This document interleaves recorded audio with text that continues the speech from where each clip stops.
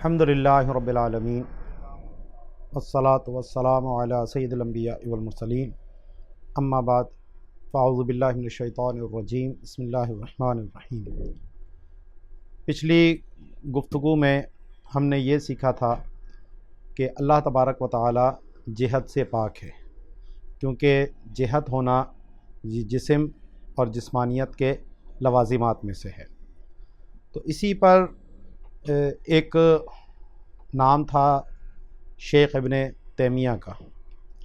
کہ جو غیر مقلدین اس کو اپنا بڑا امام مانتے ہیں، اسی طرح اور بھی بہت سے گمراہ فرقے جو ہیں وہ اس کی باتوں کو اپنے لیے باعث حجت تسلیم کرتے ہیں۔ تو اس ابن تیمیہ کی بہت ساری ایسی باتیں تھیں کہ جو خرافات پر مبنی ہیں، عقیدہ اسلام کے خلاف ہیں، اور اس نے بہت سی ایسی باتیں کیں کہ جو اس سے پہلے کسی عالم دین نے کہنا تو دور کی بات ہے، وہ اس بات کو سوچتے ہوئے بھی ڈرتا تھا۔ تو اسی لیے اس ابن تیمیہ کا اپنے زمانے میں ہی شدید قسم کا رد ہوا، اور اس کو اس وقت کے جو حاکم تھا اس نے اس کو قید میں ڈال دیا تھا، اور یہ قید کی حالت میں ہی مر گیا تھا۔ لیکن اس کا جو فتنہ ہے وہ آج بھی ان غیر مقلدین کی صورت میں موجود ہے، جو اس کی باتوں کو بطور حجت کے پیش کرتے ہیں۔ تو اسی میں اس جہت کے حوالے سے بھی اس نے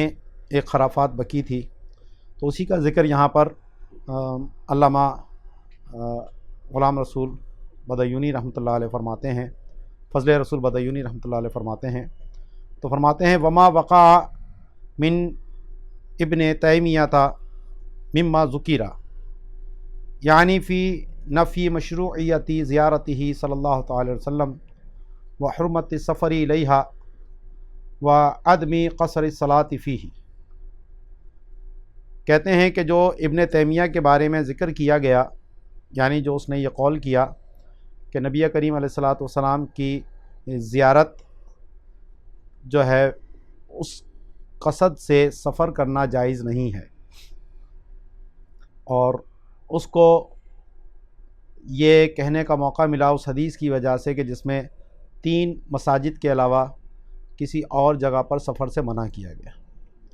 تو اس نے کہا کہ جی 3 کے سفر کے علاوہ کہیں اور سفر منع ہے، تو اس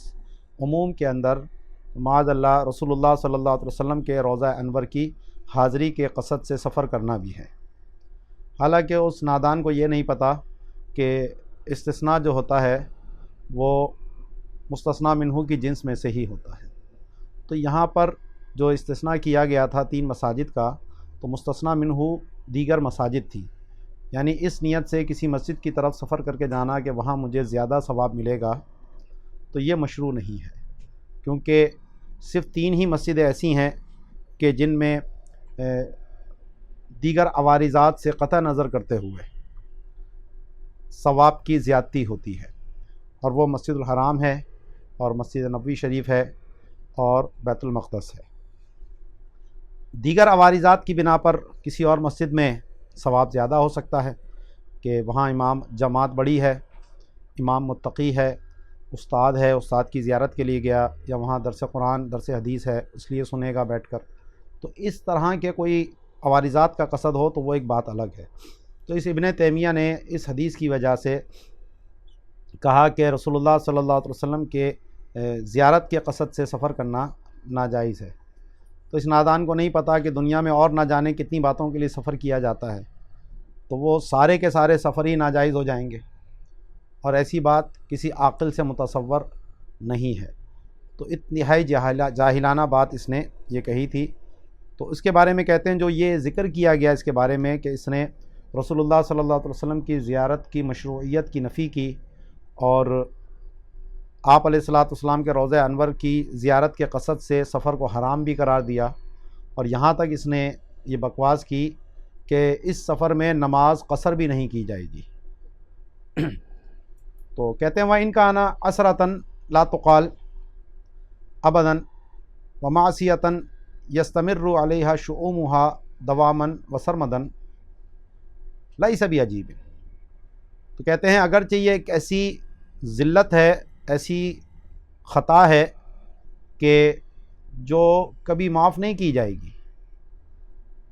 اقالے سے ہے یہ تقال، اور ایسی ایک گناہ ہے کہ جس کی نحوست اس پر دائمی طور پر برقرار رہے گی۔ اسرا ذلت، لغزش، خطا، تقال اقالہ یقیلو سے یعنی اس کا زائل کرنا، اقالہ جو ہوتا ہے نا بے کو ختم کرنا جیسے، تو لا تغفر،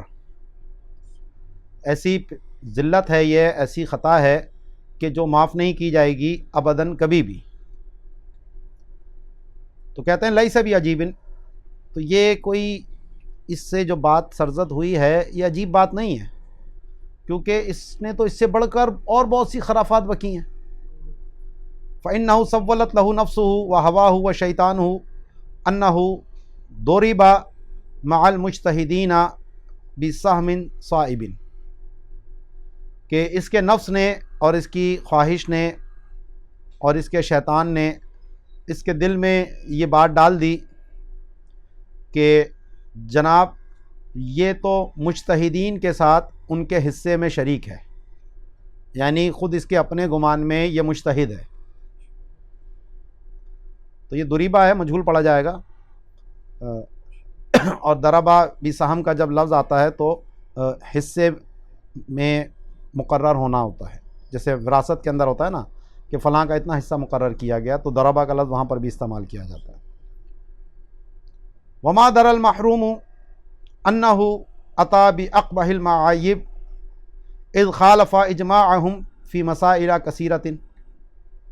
وتدارک علی ائمتہم سیما الخلفاء الراشدین باعتراضات سخیفۃ شہیرۃ، کہ اس محروم کو یہ نہیں پتہ کہ اس نے بہت ہی عیب والی باتیں ذکر کی ہیں، کہ جب اس نے بہت سارے مسائل میں مجتہدین کے اجماع کی مخالفت کی،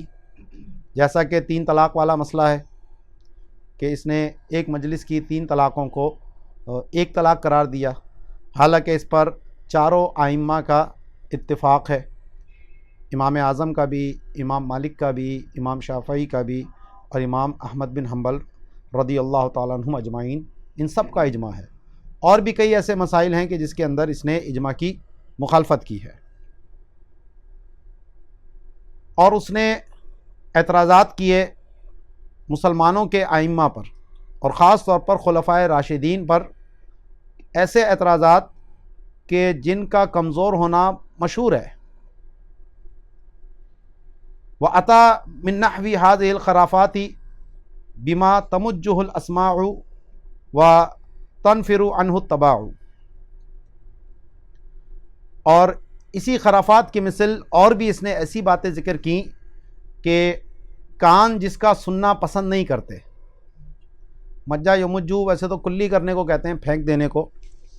تو یعنی وہ باتیں سننا کانوں کو گوارا نہیں، اور وہ اس کے سننے سے منع کر دیتے ہیں، اور طبیعتیں اس سے نفرت کرتی ہیں، دور بھاگتی ہیں۔ حتی تجاوز الی الجناب الاقدس المنزہ عن کل نقص والمستحق لکل کمال انفسی فنسب الیہ العظام والکبائر وخرق سیجاز عظمتہ وکبریاء جلالتہ بما اظہر للعامة علی المنابر من دعوی الجہۃ والتجسیم وتضلیل من لم یعتقد ذلک من المتقدمین والمتأخرین، کہ اس نے اللہ تبارک و تعالیٰ کی جناب اقدس میں بھی تجاوز کیا، کہ جو ہر نقص سے پاک ہے اور ہر خوبی والے نفیس کمال کا مستحق ہے۔ انفس نفیس سے نکلا ہے، تو اللہ کی طرف اس نے بہت بڑی بڑی اور عظیم باتیں جو ہے وہ منسوب کر دیں کہ اللہ جن سے پاک ہے، اور اس نے اللہ کی عظمت کے محل کی جو دیوار ہے اس کو توڑا، سیاج جو ہے وہ حائط کو کہتے ہیں، دیوار کو، اور اس کی کبریائی کے جلال کے پردے کو چاک کیا، اس سبب سے جو اس نے عام لوگوں کے سامنے منبر پر ظاہر کیا کہ اس میں اس نے جہت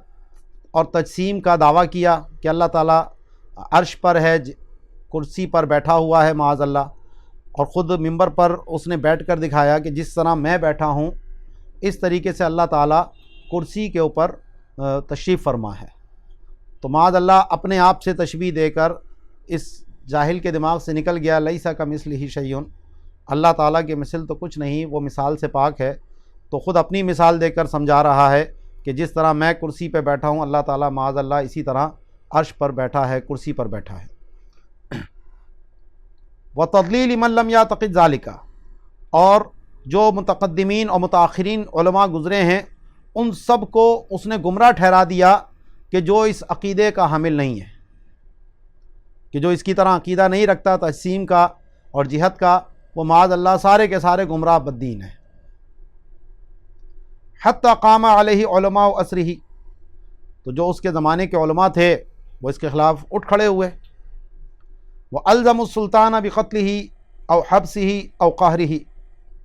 اور بادشاہ پر لازم کیا کہ یا تو اس کو قتل کیا جائے یا اس کو قید میں ڈالا جائے یا اس کو ان حرکتوں سے روکا جائے، اس پر قہر کیا جائے۔ فَحَبِسَهُ إِلَىٰ أَن مَاتَ، تو سلطان نے اس کو قید میں ڈال دیا اور اسی قید کی حالت میں یہ مر گیا۔ وَخَمِدَتْ تِلْكَ الْبِدَعُ وَزَالَتْ تِلْكَ الظُّلُمَاتُ، تو یہ بدعتیں جو تھیں، اس کی خرافاتیں جو تھیں، ان کی آگ بجھ گئی اور وہ جو اندھیریاں تھیں گمراہی کی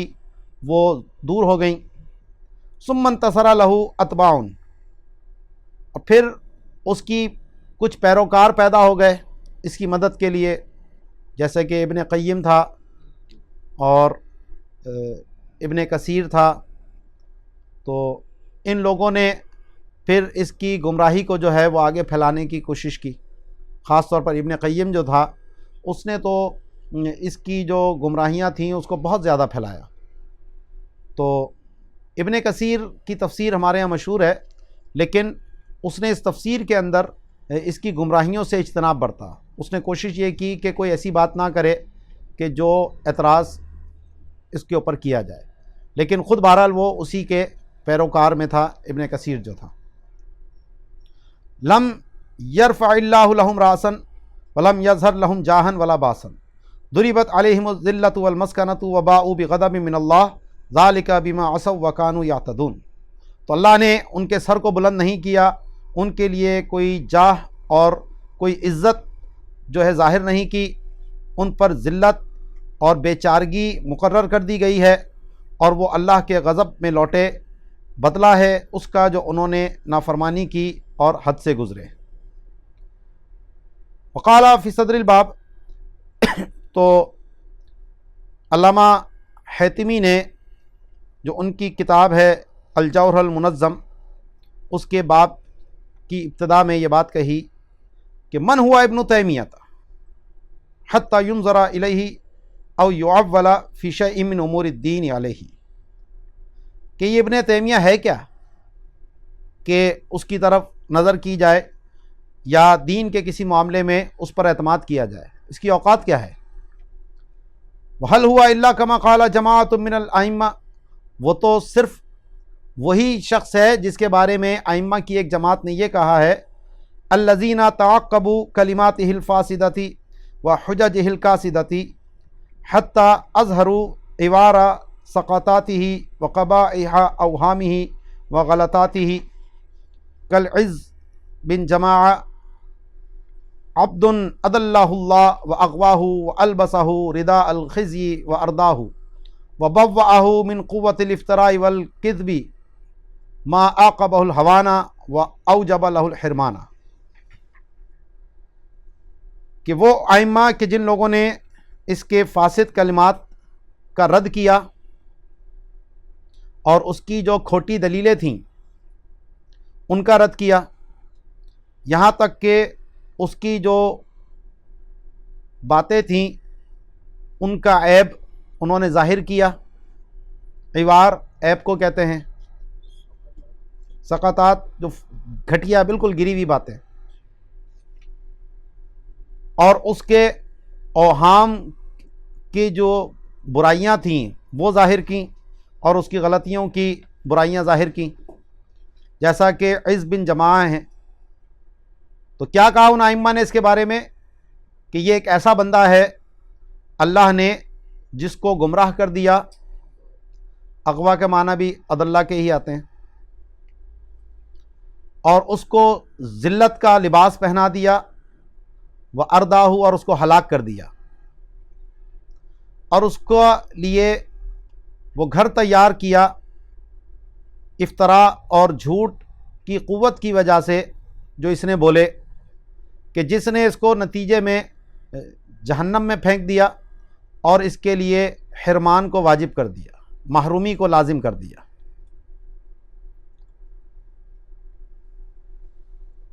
پیچھے اعلیٰ حضرت نے یہاں پر ایک حاشیہ لگایا، وہ دیکھ لیتے ہیں کہ یہ جو انہوں نے کہا تھا کہ یہ ایسی خطا ہے جس کی معافی نہیں ہے تو کبھی بھی، تو فرماتے ہیں یومی الی اکفارہ، تو یہ اس کی تکفیر کی طرف اشارہ ہے، کیونکہ کفر ہی ایسا گناہ ہے کہ جس کی کبھی معافی نہیں ہے. تو یہ جو اس نے بات کہی تھی نبی کریم علیہ الصلاۃ والسلام کی زیارت کے قصد کو اس نے حرام قرار دیا، تو یہ توہین رسالت کے زمرے میں بعض لوگوں نے اس کو لیا اور اس کی وجہ سے ابن تیمیہ کی تکفیر بھی کی ہے. تو یہ اسی کی طرف اشارہ ہے. او یحمل علیہ، او یحمل علی التغلیظ، یا اس قول کو تغلیظ پر محمول کیا جائے گا، یعنی اس قول کی شناعت کو ظاہر کرنے کے لیے کہ اس نے اتنی غلط بات کہی ہے. او الابد بمعنی زمان طویل، یا پھر اس سے ان کی مراد جو ہے ابد سے زمانے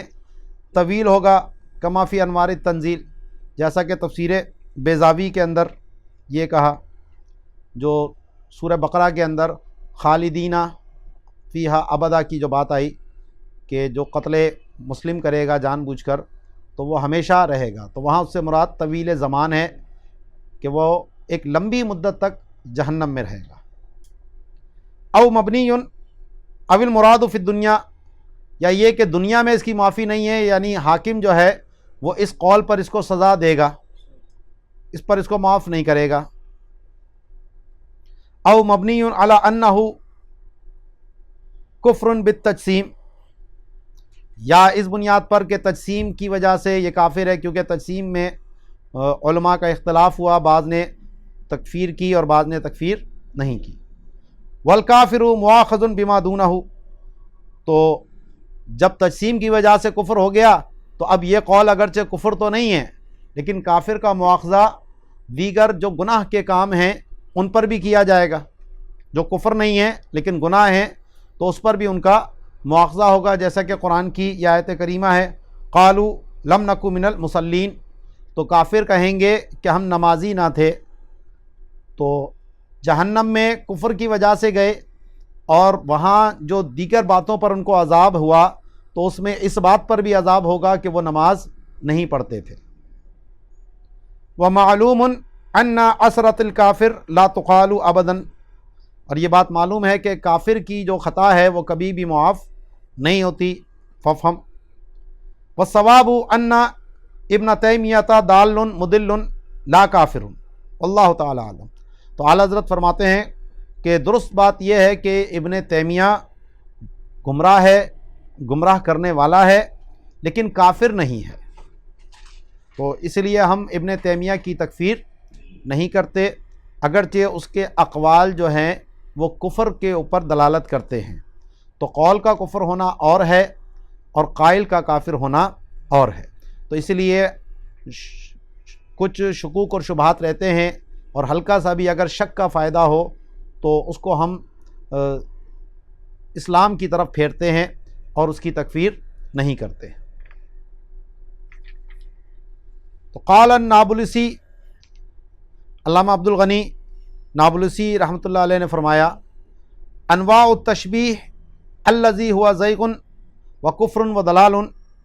وهو ایقاع الشبہ بین اللہ تعالی وبین الشیء من المخلوقات ولو بوجہ من وجوہ لا نرضى نحن معاشر اہل السنة والجماعة بها ای بتلک الوجوہ فی حقہ تعالی فکن ایھا المکلف لہ تعالی منزہا ای مبعدا مبرئا عن کل شبہۃ منہا لأن ذلک کفر و ضلال۔ تو علامہ نابلسی فرماتے ہیں کہ تشبیہ کی وہ اقسام کہ جو حق سے تجاوز کرنا ٹیڑھا پن ہے،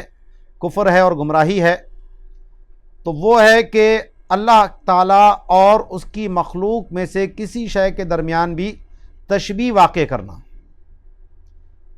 کسی بھی وجہ میں سے۔ تو ہم جو اہل سنت والجماعت ہیں، ہم ان وجوہ میں سے کسی بھی وجہ پر اللہ کے حق میں راضی نہیں ہیں، یعنی ہمارا نظریہ یہ ہے کہ ہم اللہ کو کسی بھی اس کی مخلوق کے ساتھ تشبیہ نہیں دیتے۔ تو اے مومن، اے مکلف، تو ہر شبے سے اللہ کو پاک قرار دینے والا ہو جا، کیونکہ یہ تشبیہ جو ہے یہ کفر اور گمراہی ہے۔ قال اللہ تعالی لیس کمثلہ شیء وقال سبحانہ سبحان ربک رب العزۃ عما یصفون ولم یکن لہ کفوا احد۔ تو دلیل کے طور پر 3 آیت کریمہ پیش کی، سورہ شورى کی آیت نمبر 11 کہ اللہ کی مثل کوئی شے نہیں، دوسری سورہ صافات کی آیت 180 کہ پاک ہے تیرا رب جو عزت والا ہے اور وہ پاک ہے ان چیزوں سے جس کی طرف یہ کفار اس کو منسوب کرتے ہیں، اور سورہ اخلاص میں فرمایا کہ اس کا ہمسر، اس کا ہم پلہ کوئی بھی نہیں ہے۔ وذکر فیہا کونہ تعالی جرما لہ تحیز او عرض لہ بہ تمیز او ارتسام فی الخیال فی خیال او کبر او صغر او کونہ موجودا فی زمان او مکان وکونہ فی جہت وکون فعلہ وحکمہ لغرض عاجل او آجل ومتصفا بالاعراض۔ تو علامہ نابلسی میں نے وہ چیزیں کہ جو اللہ کے حق میں محال ہیں ان میں سے ذکر کیا کہ اللہ کا جرم ہونا، یعنی جسم والا ہونا کہ جس کے لیے تحیز ہو، یا عرض ہونا کہ جس کی وجہ سے اس کو تمیز حاصل ہو، یا خیال میں اس کا تصور نقش ہو جائے، یا بڑا ہونا یعنی مقدار کے اعتبار سے، یا چھوٹا ہونا، کیونکہ نیچے اعلیٰ حضرت نے بیان کیا کہ مقدار اللہ کے حق میں محال ہے، لا فی القدر، تقدیر کے اعتبار سے، قدرت کے اعتبار سے نہیں، کہ قدرت کے اعتبار سے وہ سب سے بڑا ہے۔ ہم اللہ اکبر کہتے ہیں نا، تو کبر سے کسی کے دماغ میں یہ نہ آئے تو پھر اللہ اکبر کہنا، اللہ کبیر کہنا یہ درست نہ رہے۔ تو بتا دیا کہ مقدار کے اعتبار سے ہم چھوٹا بڑا اللہ کو نہیں کہیں گے، لیکن قدرت کے اعتبار سے، شان کی بلندی کے اعتبار سے وہ سب سے بلند اور بالا ہے۔ تو وہ ایک وہم پیدا ہو رہا تھا، تو اس لیے اعلیٰ حضرت نے نیچے حاشیے میں اس کی وضاحت کر دی۔ اسی طرح یہ کہنا کہ وہ ہر زمان یا مکان میں موجود ہے، تو یہ بھی اللہ کے حق میں محال ہے، کیونکہ زمان اور مکان خود اللہ کی ایجاد سے ہیں، یا اس کا جہت میں ہونا، یا اس کے فعل یا حکم کا کسی موجودہ یا آنے والی غرض سے معلل ہونا کہ اس لیے اللہ نے کیا ہے معاذ اللہ اپنے فائدے کے لیے، یا اس کا کسی آراز سے متصف ہونا، کیونکہ جو بھی آراز ہیں وہ بھی سب حادث ہیں اور اللہ تعالیٰ حوادثات کا محل نہیں ہے، یہ پیچھے ہم ثابت کر کے آ چکے ہیں۔ وقال اللقانی اختار ابن عبد السلام تعصیمہم وعدم کفرہم، کہ جو اللہ کے لیے جہت ثابت کریں تو علامہ ابن عبد السلام نے ان کو گناہ گار تو قرار دیا لیکن ان کی تکفیر نہیں کی۔ تو اس کے بارے میں علامہ لقانی کہتے ہیں لعل مرادہ بتلک الجہت اللائقۃ بہ تعالی حیث تنفی عنہ بہا مماثلۃ الاجسام، فیقال علی ھذا انہ تعالی لہ جہۃ الفوق ولكن لا على حد الفوقیة التي تنسب إليه الأجسام كما سبق أن هذا اعتقاد فرقة من المجسمة دون فرقة أخرى تعتقد نسبة ذلك إليه تعالى كنسبتها إلى الأجسام فإن الشر بعده ينقص من بعد والبدعة أخف من الكفر۔ تو علامہ لقانی فرماتے ہیں کہ شاید ان کی اس جہت سے مراد ایسی جہت ہو کہ جو اللہ کے شایان شان ہو، اس طور پر کہ اس نے جو جسم کی مماثلت ہے اس کی نفی کر دی اللہ سے، کہ جہت ہے لیکن اجسام کی طرح نہیں ہے۔ تو کیونکہ مجسمیہ کا ایک فرقہ تھا جو اس طرح کی جہت اللہ کے لیے ثابت کرتا ہے جو لا کالاجسام ہے، یعنی جسم کے لوازم کی نفی کر کے وہ کہتا ہے وہ اللہ کے لیے جہت موجود ہے۔ تو یہ بہرحال تعصیم تو ہے، کیونکہ اللہ کے لیے جہت کا لفظ سمعیات سے آیا نہیں، جس طرح پیچھے ہم نے لفظ جوہر کے اوپر اور جسم کے اوپر بات کی تھی۔ تو اس اعتبار سے وہ گناہ گار تو ہوں گے کیونکہ بہرحال ایہام تو موجود ہے، لیکن تکفیر یا کفر کا قول ان کے اوپر نہیں کیا جائے گا، کیونکہ جب انہوں نے اس چیز کی نفی کر دی جس کی وجہ سے کفر لازم آ رہا تھا، تو اسی لیے علامہ ابن عبد السلام نے ان کی تکفیر سے منع کیا۔ فرماتے ہیں کہ فیقال علی ھذا، اسی پر کہ ایسی جہت جو اللہ کے لائق ہو اور جسم کی نفی کے ساتھ ہو، تو یہ کہا جاتا ہے کہ اللہ تعالیٰ کے لیے فوقیت کی جہت ہے، لیکن وہ فوقیت کی تعریف پر نہیں کہ جس کی طرف اجسام منسوب کیے جاتے ہیں، جیسا کہ یہ بات گزر چکی ہے، علامہ لقانی نے پیچھے ذکر کی ہوگی کہ یہ مجسمیہ کے ایک فرقے کا اعتقاد ہے کہ فوقیت ہے لا کا فوقیت الاجسام، لیکن ان کا جو دوسرا فرقہ ہے مجسمیہ کا، تو وہ یہ اعتقاد کرتا ہے کہ اللہ کی طرف اسی جہت کی نسبت ہے جیسا کہ اجسام کی طرف جہت کی نسبت ہے۔ یہ کفر ہے، اللہ کے لیے ایسی جہت ماننا جیسے جسم کے لیے ہوتی ہے، تو گویا کہ وہ جسم مان لیا پھر، اور مجسمیہ تو اللہ کے لیے جسم مانتے ہیں، تو اس لیے ان کے اوپر حکم کفر دیا گیا، اگرچہ ہم اس بنیاد پر تکفیر نہیں کرتے ان کی۔ تو کہتے ہیں کیونکہ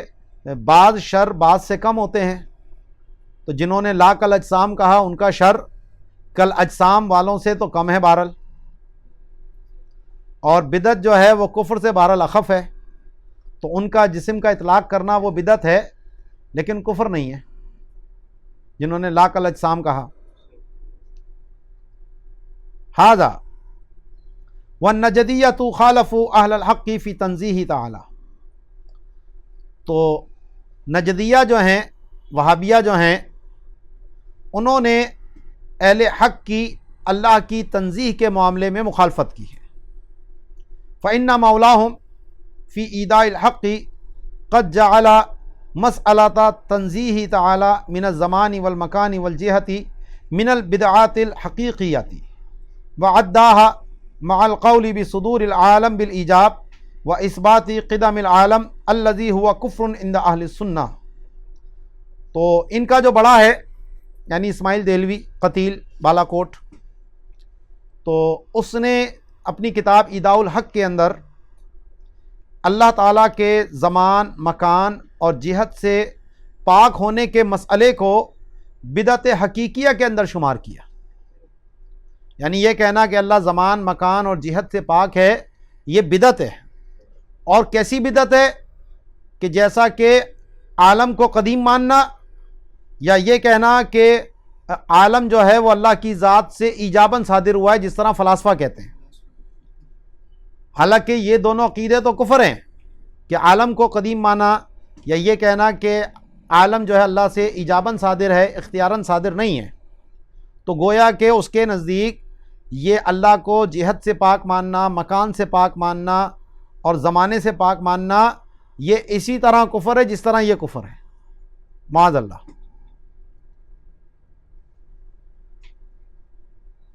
تو اس نے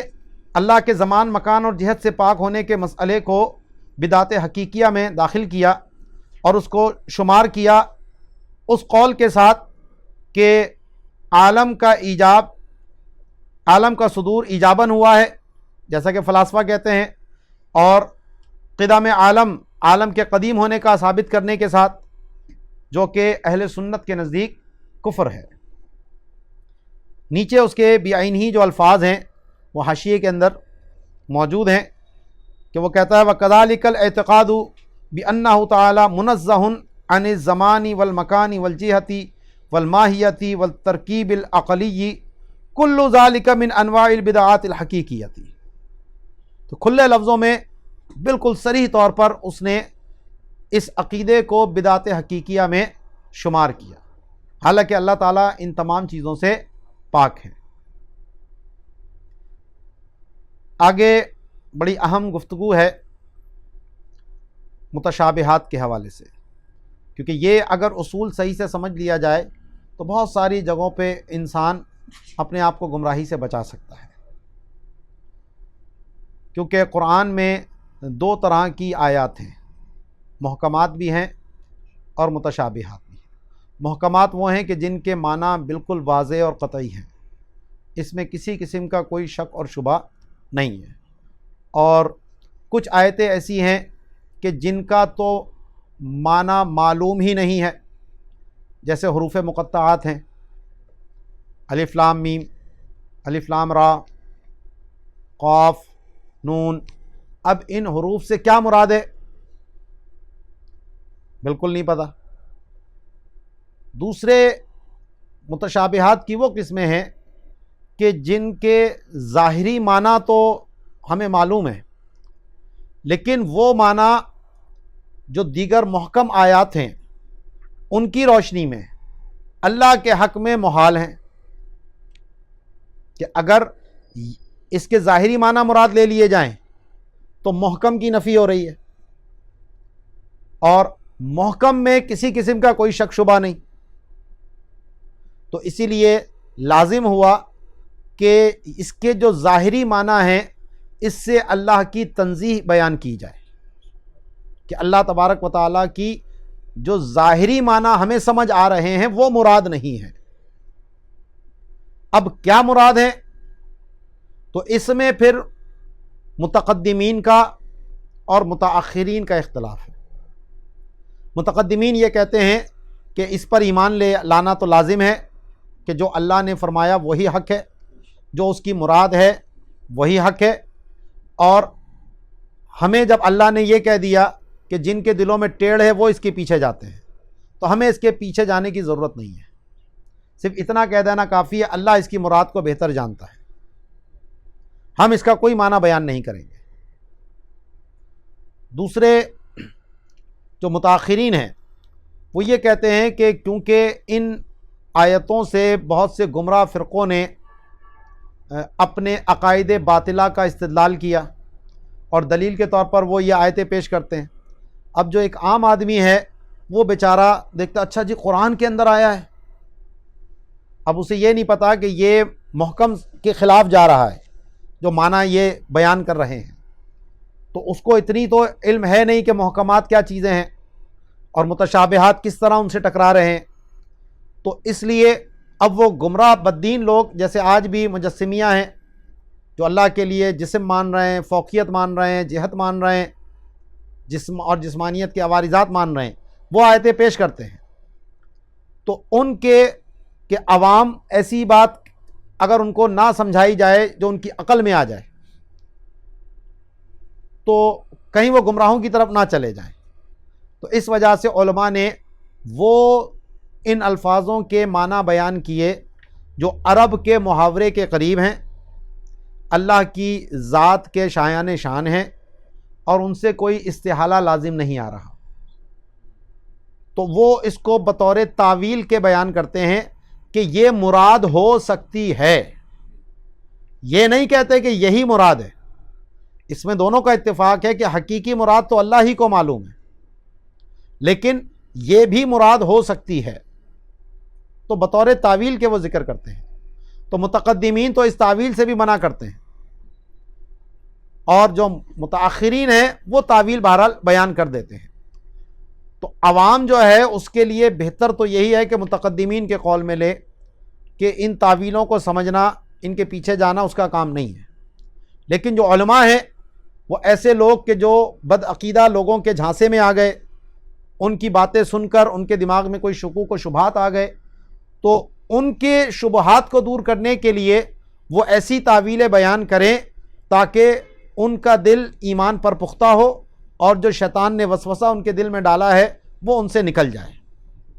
تو متقدمین کا قول ہی سب سے زیادہ انسب ہے، اصوب ہے، محتاط ہے، اور اسی لیے حضور سیدی اعلیٰ حضرت امام اہل سنت امام احمد رضا خان علیہ رحمۃ الرحمن نے بھی متقدمین کے قول کو ہی اختیار کیا ہے۔ میں نے پچھلے درس میں بھی بات بتائی تھی کہ قرآن پاک کی جو آیات اس طرح کی آئی ہیں متشابہات کی، تو وہاں آپ نے ترجمہ اسی انداز کا کیا ہے جو متقدمین کے قول کو ظاہر کر رہا ہے۔ تو فرماتے ہیں وَقَذَا يَسْتَحِيلُ اِجْرَاءُ مُتَشَابِهَاتِ الْكِتَابِ وَالسُّنَّةِ عَلَى ظَوَاهِرِهَا فِي حَقِّهِ سُبْحَانَهُ تَعَالَى، کہ جو کتاب اللہ کے یا سنت رسول کے متشابہات ہیں ان کو اللہ سبحانہ و تعالیٰ کے حق میں ان کے ظاہر پر جاری کرنا محال ہے، یعنی جو ان کا ظاہری معنی ہے اس سے وہ معنی مراد لینا یہ محال ہے۔ اور جس طرح متشابہات کتاب اللہ کے اندر ہیں، اسی طریقے سے سنت رسول میں احادیث مبارکہ میں بھی متشابہات موجود ہیں۔ تو بعض لوگ اس میں بھی غلطی کھا جاتے ہیں، اور وہ پھر ان حدیثوں سے استدلال کر رہے ہوتے ہیں جو خود متشابہات میں سے ہوتی ہیں۔ اب مثال دے کے سمجھاتے ہیں وہ متشابہات کتاب و سنت کل استوا، جیسا کہ لفظ استوا قرآن پاک میں آیا، الرحمن استوا علی العرش، تو اب اس استوا کا جو ظاہری معنی ہے وہ تو جسم اور جسمانیت کے لوازمات پر مشتمل ہے کہ ایک جسم دوسرے جسم کے اوپر ہونا، یہ استوا کہلاتا ہے۔ جیسے میں کرسی پہ ہوں تو میں استوا ہوں اس پہ، تو یہ اللہ کے حق میں محال ہے، وہ جسم اور جسمانیت سے پاک ہے۔ اسی طرح اصباح، کہ دل جو ہے مومن کا دل اللہ کی انگلیوں میں ہے، ٹھیک۔ اب یہ جو اصباح کا لفظ آیا تو ظاہر ہے کہ اصباح ہوتی ہے ہاتھ میں، ہاتھ ہوتا ہے جسم کا، تو یہ جسم جسمانیت پہ مشتمل ہو گیا۔ اسی طرح ید ہے، اس کا ظاہری معنی تو ہاتھ ہے، قدم ہے، اس کا ظاہری معنی پیر ہے، والیمین دایاں ہونا، والنزول اوپر سے نیچے آنا، تو یہ حرکت کو مستلزم ہو گیا، ایک جگہ کو چھوڑ کر دوسری جگہ چلے جانا، اور اللہ تعالیٰ حرکت و سکون سے پاک ہے کیونکہ یہ سب حوادثات ہیں وغیرہ۔ اور اسی طرح دیگر والسلف والخلف متفقون علی تنزیہہ تعالی عن ظواہرہا۔ اب سلف اور خلف جتنے بھی ہیں وہ سب کا اس پر اتفاق ہے کہ اللہ تبارک و تعالی ان کا جو ظاہری مفہوم ہمارے سامنے ہے ان سے پاک ہے، یعنی ان الفاظوں کا جو ظاہر میں مفہوم ہمیں معلوم ہے کہ ید کا معنی اعلی جارحہ، قدم کا معنی اعلی جارحہ، یہ چیزیں اللہ کے حق میں محال ہیں، تو اللہ ان سے پاک ہے۔ اما بالایمان بھی علی المعنی الذی اراد سبحانہ او بتاویلہ۔ اب متقدمین اور متاخرین کا اختلاف کس میں وہ یہاں ظاہر کر دیا کہ اس پر ایمان لائے ایمان تو دونوں ہی لائے، یا تو اس معنی پر جس کا اللہ نے ارادہ فرمایا ہے یا اس کی تعویل کے ساتھ. یعنی متقدمین نے تعویل بالکل نہیں کی اور متاخرین اس پر ایمان لا کر اس کے ساتھ اس کی تعویل بھی کرتے ہیں. ٹھیک ہے جی. تو قال الماتریدیہ حکم المتشابہ انقطاع رجاء معرفت المراد منہ فی ھذا الدار. تو ہم ماتریدیہ کا مذہب اس معاملے میں یہ ہے کہ جتنے بھی متشابہات ہیں ان کا حکم یہ ہے کہ اس دنیا میں ان کی سے کیا مراد ہے، ان متشابہات سے، تو اس کی معرفت کی امید منقطع ہے، یہاں معلوم نہیں ہو سکتی. دار القرار میں ہوگی، اس دار میں نہیں ہوگی. وَإِلَّا، اور اگر اس رجا کا انقطاع نہ مانا جائے تو لَكَانَ قَدْ عُلِمَ، تو اب تک معلوم ہو چکا ہوتا. تو ھذا فی حق غیر نبینا صلی اللہ تعالی علیہ وسلم. اور یہ رجا کا انقطاع جو ہے وہ ہمارے اعتبار سے ہے، نبی کریم علیہ الصلوۃ والسلام کے اعتبار سے نہیں ہے. کما قال فخر الاسلام ھذا فی حقنا، تو یہ انقطاع ہونا ہمارے اعتبار سے ہے. لأن المتشابہات کانت معلومۃ للنبی صلی اللہ تعالی علیہ وسلم کذا فی الکنز، کیونکہ جتنی بھی متشابہات ہیں یہ سب نبی کریم علیہ الصلوۃ والسلام کو معلوم ہے، جیسا کہ کنز میں ہے. اور دیگر روایتیں بھی اس پہ دلالت کرتی ہیں کہ جب جبرائیل امین نے کہا الف تو آپ نے فرمایا میں نے جان لیا، پھر کہا لام تو آپ نے فرمایا میں نے جان لیا، کہا میم تو کہا میں نے جان لیا. تو جبرائیل امین نے صرف الفاظ بیان کیے، لیکن مراد کیا تھی وہ نبی کریم علیہ الصلوۃ والسلام اس کی جانتے تھے. وما سوى المتشابہات من النصوص تحمل على ظاہرها، اور متشابہات کے علاوہ جتنے بھی دیگر نصوص ہیں تو ان کو ان کے ظاہر پر محمول کیا جائے گا، یعنی بغیر تعویل کے. پیچھے جو ظاہر کا معنی تھا کہ جو مفہوم ہمارے لیے ظاہر ہو رہا تھا، اور یہاں لفظ ظاہر سے مراد ہے بدون التعویل. جس طرح معتزلہ بغیر متشابہ کے نصوص میں تعویلیں کر رہے ہوتے ہیں،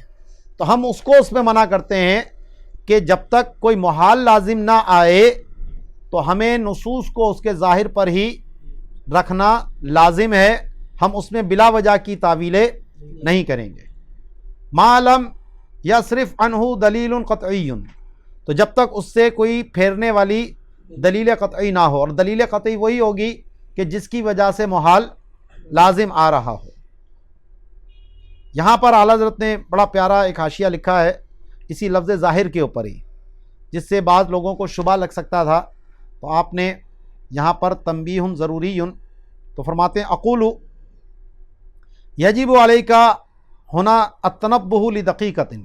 یہاں پر ایک باریک بات کی طرف متوجہ ہونا یہ لازم ہے تجھ پر. وہو ان الاجراء علی الظاہر، کہ ظاہر پر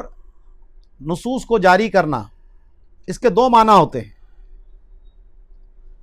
قد یطلق و یراد به ظاہر المفہوم لنا، تو کبھی یہ لفظ کہا جاتا ہے اور اس سے مراد یہ لی جاتی ہے کہ وہ مفہوم جو ہمارے لیے ظاہر ہے، جیسے ید کا معنی ہاتھ، اور رجل کا معنی پیر، قدم کا معنی پیر. المتبادر الی اذہاننا،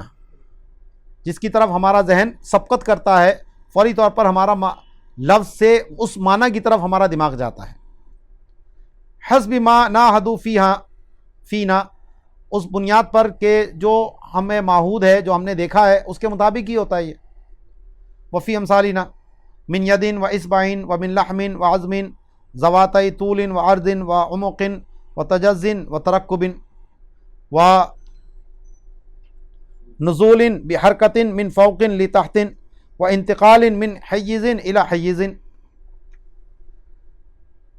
تو جیسا کہ من بیانیہ لے کر آئے، ید ہے، اصبع ہے، لحم ہے، عظم ہے جو طول و عرض رکھتے ہیں اور عمق رکھتے ہیں، گہرائی، تجزی ہے اور ترکب ہے جس کے اندر ترکیب ہے، اور نزول سے ہم سمجھتے ہیں کہ اوپر سے نیچے آ جانا حرکت کے ساتھ، ایک حیز سے دوسرے حیز میں منتقل ہو جانا، تو یہ جو ظاہری معنی ہیں جو متبادر الی الفہم ہمارے لیے ہو رہے ہیں، ما ھذا ما اجمع علیہ علی نفیہ اہل السنۃ والجماعۃ قدیما و حدیثا، تو یہ معنی اللہ کے لیے مراد لینے پر اس کی نفی پر تمام اہل سنت کا اتفاق ہے، چاہے متقدمین ہو چاہے متاخرین ہو۔ وقد یطلق، اور کبھی یہی لفظ ظاہر بولا جاتا ہے، وَيُرَادُ بِهِ تَرْكُ التَّأْوِيلِ، اور اس سے مراد کیا لی جاتی ہے؟ تعویل کا نہ کرنا۔ جیسے ابھی بھی میں نے دونوں جگہ پر الگ الگ ترجمہ کیا تھا ظاہر کا، وہ اسی حاشیے کی روشنی میں کیا تھا، تو تعویل نہ کرنا، ای نجر النص علی ظاہرہ، کہ نص کو اس کے ظاہر پر ہی جاری کرنا، وَنُؤْمِنُ بِأَنَّ لَهُ تَعَالَى يَدًا تَلِيقُ بِهِ، کہ اس بات پر ہم ایمان لائے کہ اللہ کے لیے ایسا ید ہے جو اس کے شایان شان ہے، کما یعطیہ النص، جیسا کہ نص نے یہ لفظ ذکر کیا، ولا نقول ان الید بمعنى القدرتی کما یختارہ اہل التاویل، اور ہم یہ نہیں کہتے کہ ید کا معنی قدرت ہے جیسا کہ متاخرین نے تعویل کرتے ہوئے یہ بات کہی کہ ید کا معنی قدرت ہے، ولکن نؤمن ان یدہ تعالی متعالیۃ عن الجسمیۃ والترکیب ومشابہۃ الخلق وعن ان یحیط بها عقل او وہم، بل ہی صفۃ من صفاتہ القدیمۃ القائمۃ بذاتہ الکریمۃ لا علم لنا بمعناہا، تو ہم اس پر ایمان لاتے ہیں کہ یہ جو لفظ ید ہے، یہ اللہ کا جو ید ہے وہ جسم، ترکیب اور مخلوق کی مشابہت سے بہت بلند و بالا ہے، اور اس بات سے بلند ہے کہ عقل یا وہم اس کا احاطہ کر سکے، بلکہ یہ تو اللہ کی صفات قدیمہ ذاتیہ میں سے ایک صفت ہے جو اس کی ذات کریمہ کے ساتھ قائم ہے، ہمیں اس کے معنی کا علم نہیں ہے۔ تو اللہ کی صفات ذاتیہ دو طرح کی ہو گئیں، ایک کا معنی ہمیں معلوم ہے جو ہم نے 7 یا 8 پڑھی، ٹھیک ہے، تو ان کا تو مطلب ہمیں معلوم ہے، حیات کا معنی کیا ہے، قدرت کا معنی کیا ہے، علم کا معنی کیا ہے، ارادہ کا معنی کیا ہے، کلام کا معنی کیا ہے، لیکن یہ جو ید آیا اس کا معنی کیا ہے؟ تو یہ بھی اللہ ہی کی صفت ہے، صفات قدیمہ ہی ہے، لیکن ہمیں اس کا معنی معلوم نہیں ہے، تو یہ اس لیے کہ یہ متشابہات میں سے ہے، اس کا حقیقی معنی اس دنیا میں ہمارے لیے ہو ہی نہیں سکتا، تو ہم اس پر ایمان لائے جیسا کہ اس نے فرما دیا ید اللہ فوق ایدیہم، تو ہمارا اس پر ایمان ہے۔ ھذا ھو المسلک الائمۃ المتقدمین،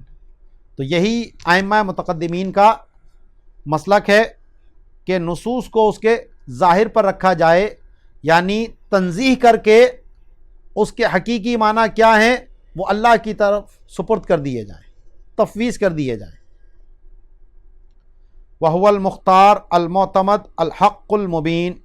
یہی قول مختار ہے، معتمد ہے اور یہی واضح حق ہے۔ وَهُوَ مَعْنَى مَا يُقَالُ مِنَ الْجَمْعِ بَيْنَ التَّنزِيهِ وَالتَّشْبِيهِ، اور یہی مطلب ہے جو کہا جاتا ہے کہ تنزیہ اور تشبیہ کو جمع کیا جائے، تو فَالتَّنزِيهُ حَقِيقَةً وَالتَّشْبِيهُ لَفْظًا، تو جو اس کے ظاہری معنی ہیں اس سے تنزیہ کی جائے، اور لفظ میں صرف تشبیہ ہے کہ اللہ نے یہ لفظ اپنی ذات کے لیے استعمال فرمایا ہے۔ وَذَلِكَ قَوْلُهُ تَعَالَى لَيْسَ كَمِثْلِهِ شَيْءٌ، اور اس کی مثال اس آیت کریمہ میں بھی ہے کہ اللہ کی مثل کوئی چیز نہیں، تو فقط نصح مانن، تو یہاں پر اللہ نے معنوی طور پر اپنی تنزیہ بیان کی، ثم قال وهو السمیع العلیم، سمیع البصیر، کہ وہ سمیع بھی ہے اور بصیر بھی ہے۔ فشبہ لفظا، تو دو صفتیں اللہ نے یہاں اپنی وہ بیان کی جو مخلوق کے لیے بھی یہ لفظ استعمال کیے جاتے ہیں۔ تو تشبیہ لفظ میں ہے، حقیقت میں نہیں ہے، حقیقت میں تنزیہ ہے۔ وَذَلِكَ أَنْ لَا اشْتِرَاكَ بَيْنَ شَيْءٍ مِّن صِفَاتِهِ وَصِفَاتِ خَلْقِهِ إِلَّا فِي الْاسْمِ، کہ اللہ کی صفات میں اور اس کی مخلوق کی صفات میں سے کسی بھی صفت میں صرف اسم کے اندر اشتراک ہے، حقیقت میں کوئی اشتراک نہیں۔ وَلِلَّهِ الْمَثَلُ الْأَعْلَى، اور اللہ کے لیے ہی اعلیٰ مثال ہے۔ وَقَدِ اشْتَدَّتْ وَكَبُرَتْ فِي عَصْرِنَا مَذِلَّةُ بَعْضِ مَن يَدَّعِي الْبُلُوغَ مَبْلَغَ الرِّجَالِ وَيَدَّعِي فِي الْعَوَامِ مِنْ أَهْلِ الْكَمَالِ، تو کہتے ہیں کہ ہمارے زمانے میں بعض وہ شخص کہ جو اس کا دعویٰ یہ ہے کہ بہت بڑا عالم بن گیا ہے وہ، اور دعویٰ ہے کہ وہ اہل کمال میں سے ہے، تو اس نے ایسی غلطی کی جو بہت شدید ہو گئی ہے، ہمارے زمانے میں پھیل گئی۔ اور یہاں اس سے مراد جو ہے وہ صدیق حسن خان قنوجی تھا، جو 1307 میں جس کا وفات ہے۔ تو اس نے فدعا، اس نے دعویٰ کیا ان الاجراء علی الظاہری بالمعنی الاولی وهو الحق من المقال وبه تقول ائمة السلف والعیاذ باللہ ذی الجلال فلا واللہ ما هو الا ضلال ای ضلال نستجیر بذیل رحمت ربنا من المحاوی والمزال والحمد للہ المجیر المتعال۔ تو اس نے یہ دعویٰ کیا کہ نصوص کو ظاہری معنی پر اجرا کا مطلب پہلا والا ہے، یعنی جو مطلب ہمیں متبادر الی الفہم ہے، تو اللہ کے لیے اعلیٰ جارحہ ثابت مانا اس نے، یعنی ہاتھ ایسا جیسا ہمارا ہاتھ ہے، قدم ایسا جیسا ہمارا قدم ہے، چہرہ ایسا جیسا ہمارا چہرہ ہے، معاذ اللہ۔ اور کہنے لگا کہ یہی حق بات ہے اور یہی ائمہ سلف نے کہا ہے۔ تو ائمہ سلف نے یہ کبھی نہیں کہا، انہوں نے تو تنزیہ کر کے جو ترک تعویل ہے اس کی بات کہی ہے کہ تعویل نہ کرو۔ اللہ کی پناہ جو عظمت والا ہے، اللہ کی قسم یہ تو صرف بہت بڑی گمراہی ہے، اور ہم اللہ کی پناہ چاہتے ہیں اس کے جوار رحمت کی کہ وہ ہمیں پھسلن اور گمراہیوں سے بچائے، اور اللہ ہی کے لیے حمد ہے جو کہ بچانے والا ہے اور بہت بلند اور بالا ہے۔ تو یہ آج کے دور میں بھی جو پچھلے عرصے میں بڑا مناظرے چلے تھے، جو عامر لیاقت نے ٹی وی پہ بٹھا کر اسی طرح کی بکواسیں کی تھیں، اور ایک اہل حدیث نے آ کر بالکل یہی باتیں کہی تھیں جو یہ صدیق قنوجی کہتا تھا، اور اس نے معاذ اللہ اللہ کے لیے استوا کو اسی طرح مانا کہ جسم کی نفی نہیں کر رہا وہ، اور بالکل وہی باتیں مجسمیہ والی بیٹھ کر اس نے عوام میں کھلے عام گمراہی کی باتیں کی۔ اور وہ عامر لیاقت کا مقصد یہ تھا کہ اس سے اس کی چینل کو ریٹنگ ملے، لوگ زیادہ دیکھیں، اور ہمارے جو علماء موجود تھے اب وہ ان کو بات بھی کرنے نہیں دیتا تھا، وہ بیچ میں کوئی بات کریں تو ان کی باتوں کو بھی کاٹ دیا کرتا تھا۔ تو خیر اپنے انجام کو وہ عامر لیاقت پہنچ گیا، اور جو دوسرا بد مذہب ہے وہ بھی انشاءاللہ بہت جلد ہی پہنچ جائے گا۔ تو آگے جو اس کے بارے میں کچھ تفصیل اور ہے انشاءاللہ اس کو ہم یہیں سے اگلے درس میں آگے جوڑیں گے۔ وما علینا الا البلاغ المبین۔ الحمدللہ رب العالمین والصلاة والسلام علی سید الانبیاء والمرسلین، اما بعد فاعوذ باللہ من الشیطان الرجیم، بسم اللہ الرحمن الرحیم۔ پچھلے درس میں ہم نے متشابہات کے حوالے سے گفتگو کی کہ جتنی بھی قرآن و حدیث میں متشابہات ہیں تو ان کے جو ظاہری معنی اللہ کے حق میں محال ہیں اس سے ان کی تنزیہ کی جائے گی، اور اس پر ایمان لایا جائے گا، جو اللہ نے فرمایا وہی حق ہے۔ پھر اس کے بعد متقدمین اور متاخرین میں یہ اختلاف ہے کہ اس کی کوئی تعویل ظاہری کی جائے کہ لفظ جس کو قبول کرتا ہو یا بالکل اس کی کوئی معنی بیان نہ کیے جائیں۔ تو متقدمین یہ کہتے ہیں کہ اس کے کوئی معنی بیان نہ کیے جائیں، اور متاخرین جو ہے وہ بطور تعویل کے وہ معنی بیان کرتے ہیں کہ جو اس لفظ سے مراد لیے جا سکتے ہیں۔ تو فرماتے ہیں فائدہ ھذا الفصل تنبیہ علی الجواب عن تمسک القائلین بالجہۃ والمکان، کہ یہ فصل جو بیان ہو رہی ہے اس میں وہ لوگ کہ جو اللہ کے لیے جہت اور مکان کا قول کرتے ہیں یعنی مجسمیہ، ان کے جو دلیل ہے اس کا جواب اس فصل میں دیا جا رہا ہے، کہ اگر آپ اس کو سمجھ لیں گے تو اس طرح کے جتنے بھی گمراہ فرقے آئے ہیں، جس طرح ہمارے آج کے دور کے یہ اہل حدیث ہیں، غیر مقلدین اپنے آپ کو جو کہتے ہیں، تو یہ بھی مجسمیہ ہی ہیں، تو ان کا بھی جواب ہو جائے گا۔ تو قال ابن ابی شریف، تو علامہ ابن ابی شریف نے فرمایا وَأُجِيبَ عَنْهُ بِجَوَابٍ إِجْمَالِيٍّ وَهُوَ الْمُقَدِّمَةُ لِلْأَجْوِبَةِ التَّفْصِيلِيَّةِ، کہ ان کے جو یہ استدلال ہیں اس کا جواب ایک جواب اجمالی سے دیا گیا، اور یہ جواب اجمالی جو ہے وہ تفصیلی جوابوں کا مقدمہ ہے، یعنی اسی کے اوپر ہی آگے مزید تفریعات کر کے اس کو بیان کیا گیا۔ وَهُوَ أَنَّ الشَّرْعَ إِنَّمَا يَثْبُتُ بِالْعَقْلِ،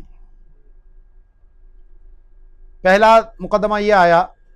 کہ شریعت کا جو ثبوت ہے وہ عقل سے ثابت ہے۔ یہ ابتدا میں بھی ہماری گفتگو ہوئی تھی کہ اگر شریعت کا ثبوت ہم شریعت ہی سے دیں تو اس سے دور اور تسلسل لازم آئے گا، تو اس لیے ہمیں شریعت کا ثبوت عقل سے دینا ہوگا، عقلی دلیل سے دینا ہوگا، پھر اس شریعت کے ذریعے جتنی بھی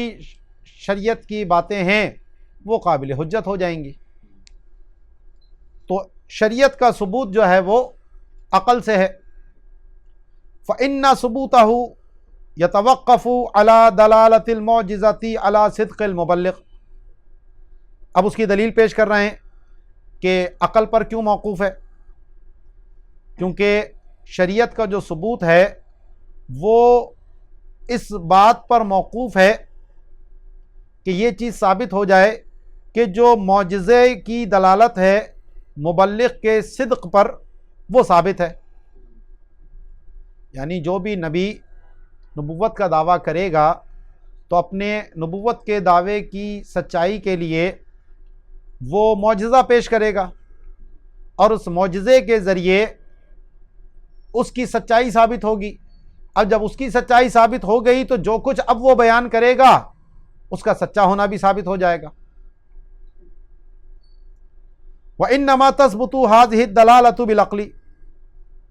اور یہ جو دلالت معجزہ اس صدق مبلغ پر جو دلالت ہے اس کا ثبوت جو ہے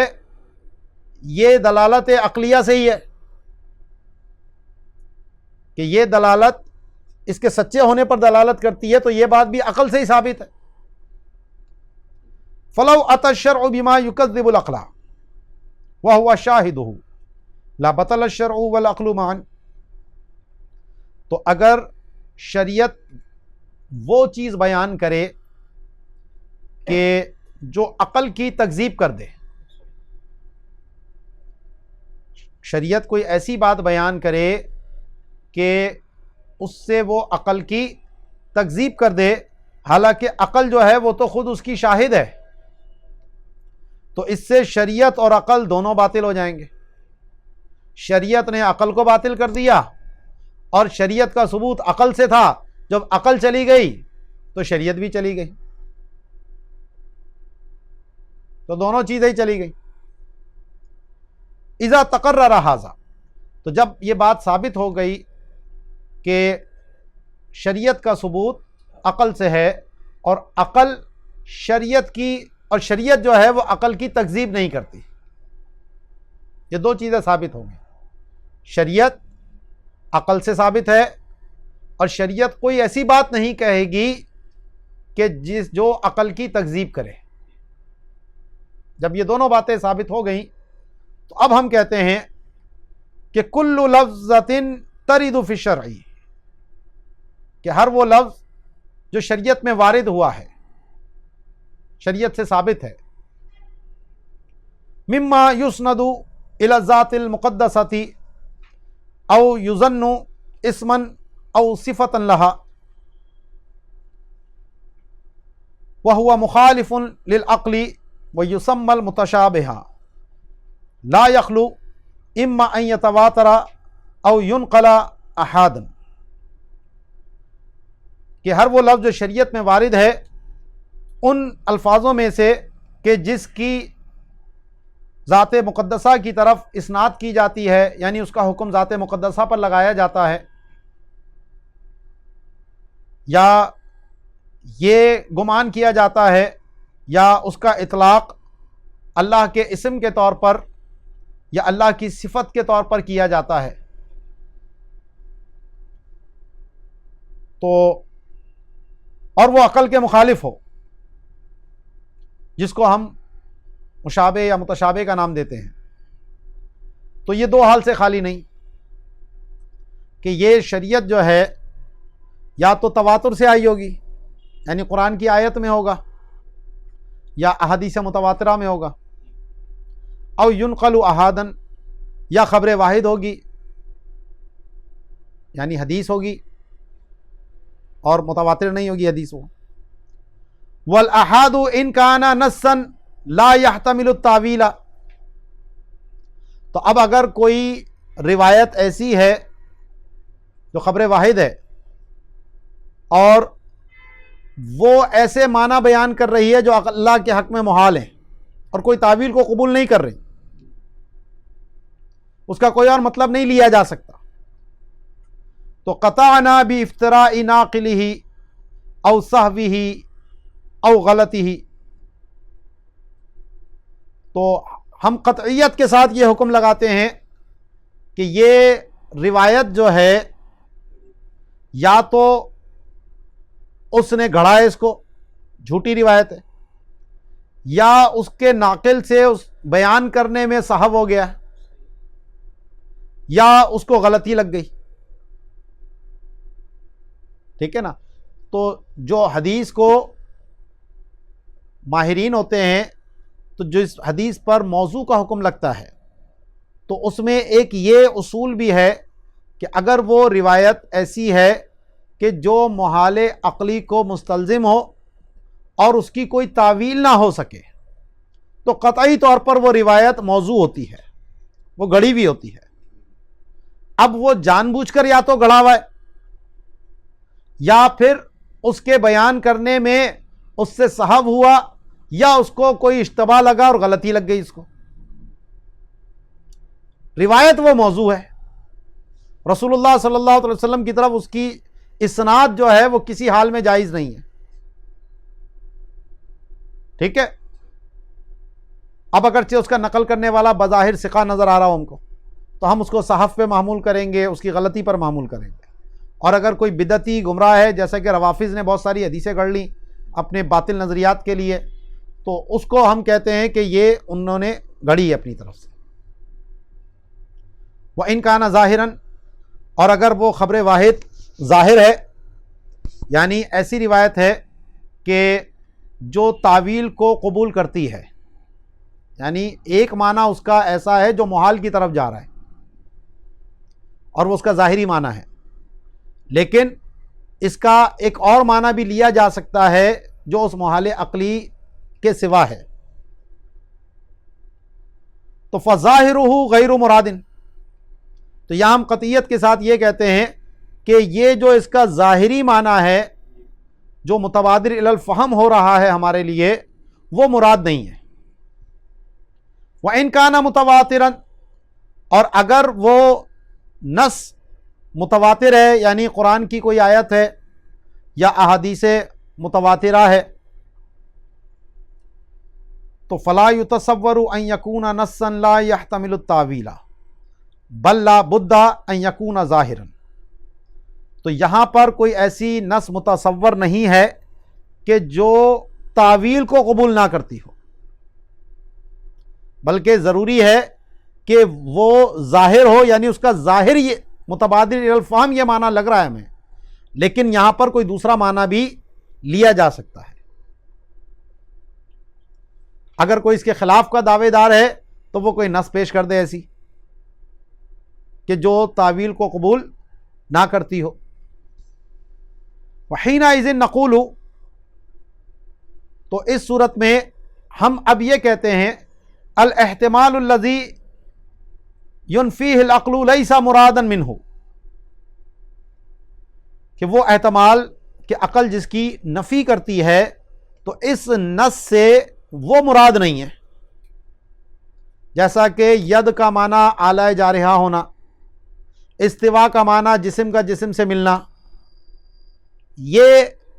عقل اس کی نفی کرتی ہے تو یہ مراد نہیں ہے یہاں پر۔ ثم ان بقی بعد انتفائہ احتمال واحد تعین انہ المراد بحکم الحال، تو اب اس انتفاع کے بعد اگر صرف ایک ہی احتمال بچتا ہے تو پھر تو حکم حال کے مطابق اس کا مراد ہونا متعین ہو گیا کہ یہی مراد ہے اس سے۔ وَإِن بَقِيَ احتمالان فَصَاعِدًا، اور اگر ایک سے زیادہ احتمالات ہیں، 2 ہیں، 3 ہیں، 4 ہیں، تو فَلَا يَخْلُو إِمَّا أَن يَدُلَّ قَاطِعٌ عَلَى وَاحِدٍ مِّنْهَا، تو اب یا تو کوئی ایسی قطعی دلیل ہوگی جو ان احتمالات میں سے کسی احتمال کو متعین کر دے گی، اس کی تعین پر دلالت کر دے، اولا، یا کوئی ایسی قطعی دلیل نہیں ہے، تو 2 حال سے خالی نہیں، یا تو کوئی ایسی دلیل ہے کہ جو ان احتمالات میں سے ایک کی تعین کرے، یا ایسی دلیل نہیں ہے، تو فَإِن دَلَّ حُمِلَ عَلَيْهِ، تو اگر ایسی کوئی قطعی دلیل موجود ہے جو ان احتمالات میں سے ایک کی تعین کر رہی ہے تو اس نص کو اسی پر ہی محمول کیا جائے گا۔ وَإِن لَمْ يَدُلَّ قَاطِعٌ عَلَى التَّعْيِينِ، اور اگر کوئی ایسی دلیل نہیں ہے کہ جو ان احتمالات میں سے کسی کی تعین کرے، تو اب پھر یہ محل اختلاف ہے کہ حل یعین بالنظر، کہ ان احتمالات میں سے کسی احتمال کو کیا متعین کیا جائے گا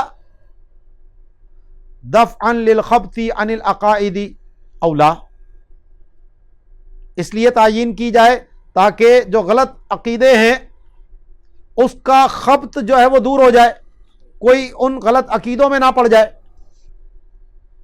یا پھر تعین نہیں کی جائے گی خشیت الالحاد فی الاسماء والصفات، اس خوف سے کہ اسماء اور صفات میں الحاد نہ ہو جائے، شریعت کی نفی نہ کریں، جیسے معطلہ اور مجسمیہ کا معاملہ ہے، 2 طرفیں ہیں، ایک نے تو اللہ کی صفات جو متشابہات آئی ہیں ان کا ہی انکار کر ڈالا،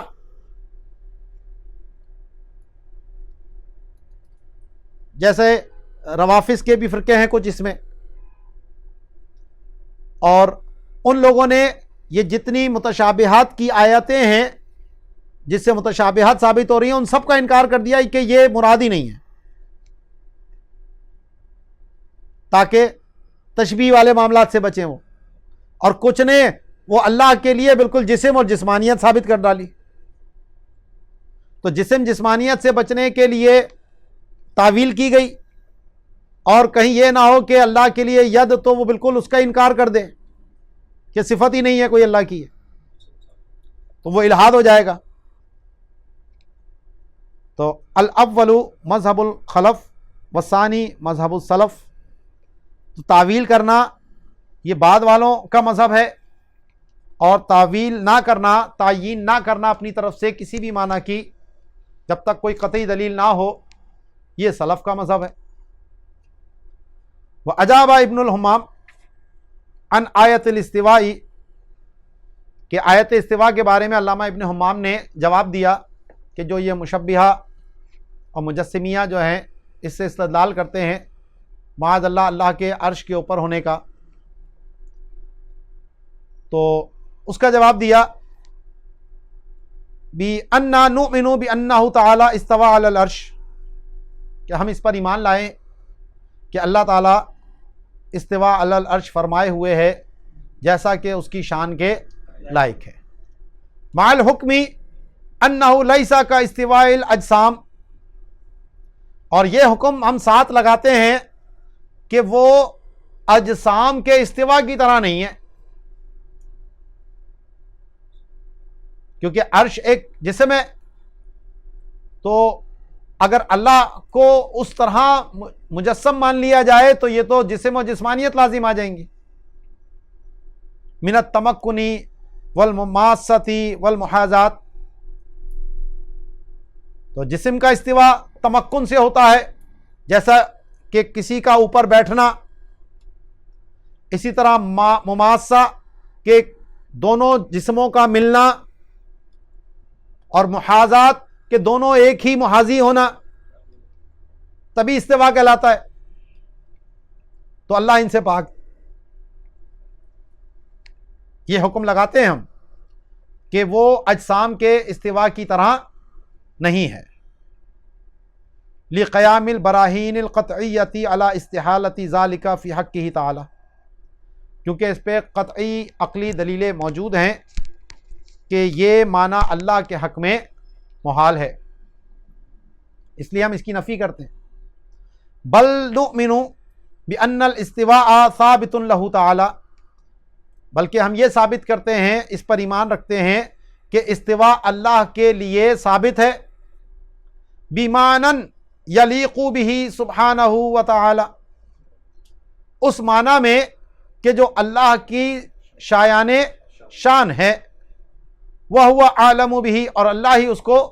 زیادہ جاننے والا ہے.